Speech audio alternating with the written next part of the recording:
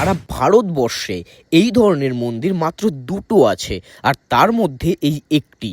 এই মন্দিরে প্রবেশ করতে হলে প্রথমেই তোমাদের টিকিট কেটে ঢুকতে হবে, আর টিকিট মূল্য মাত্র 2 টাকা।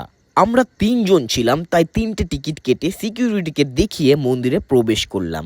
আর একটা কথা, লোকমুখে 108 শিব মন্দির হিসেবে পরিচিত হলেও আসলে এখানে 109টি শিব মন্দির আছে। এক্সট্রা যে মন্দিরটি আছে সেটাই হলো মেইন মন্দির, যেখানে তোমরা পুজো দিতে পারবে। ভেতরে ঢুকতেই তোমাদের চোখে পড়বে দুটি সারিতে জপের মালার মতো সাজানো 108 শিব মন্দির।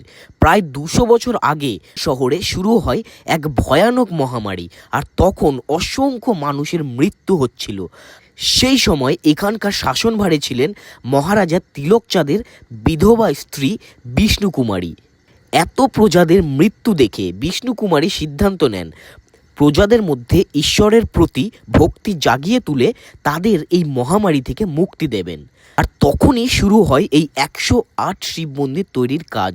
কারণ বিষ্ণুকুমারী বিশ্বাস করতেন এই 108টা শিব মন্দির পরিক্রমা করলে 108 বার মন্ত্র উচ্চারণের থেকেও অধিক ফল পাওয়া যায়। এখানে যে 109টি শিব মন্দির আছে, প্রত্যেকটি মন্দিরের ভেতরেই রয়েছে কালো কোষ্টি পাথরের শিবলিঙ্গ, আর প্রত্যেকটি মন্দির একে অপরের সাথে পুরোপুরিভাবে লাগানো আছে। আর এখানে শিবরাত্রির সময় 7 দিন ধরে বিরাট মেলা হয়। এছাড়াও শ্রাবণ মাসে বিশেষ পূজা হয় এখানে। এর ভেতরেই তোমরা দেখবে একটি মানত নন্দী পার্কও আছে, যেখানে বসে রয়েছে দেবাদিদেব মহাদেব, আর তার পাশেই আছে নন্দী মহারাজ।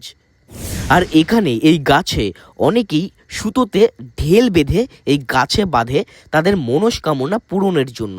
তাই আমিও পাশের একটি স্টল থেকে সুতো নিয়ে এই গাছে বেঁধে দিলাম আমারও কিছু মনস্কামনা পূরণের আশায়। যাই হোক, এখানে জপের মালার মতোই 108টা ঘন্টাও রয়েছে, যেগুলো বাজালেও নাকি মনের ইচ্ছা পূরণ হয়। সবার দেখা দেখি আমিও এক এক করে 108টি ঘন্টা বাজিয়ে নিলাম। এখানে এলে সত্যি বলছি বন্ধুরা, তোমাদের অনেকটা সময় কেটে যাবে, তোমরা বুঝতেই পারবে না। আর এখানকার প্রত্যেকটি জিনিসের সাথেই কোনো না কোনোভাবে ইতিহাস জড়িত আছে। আর এখানে এলে তোমাদের মধ্যে একটা অন্যরকম পজিটিভ এনার্জি কাজ করবে। আর এই জায়গাটা বর্ধমান রেল স্টেশন থেকে মাত্র 4 কিলোমিটার দূরে নবাবহাটে। বর্ধমানের 108 শিব মন্দির সারা ভারত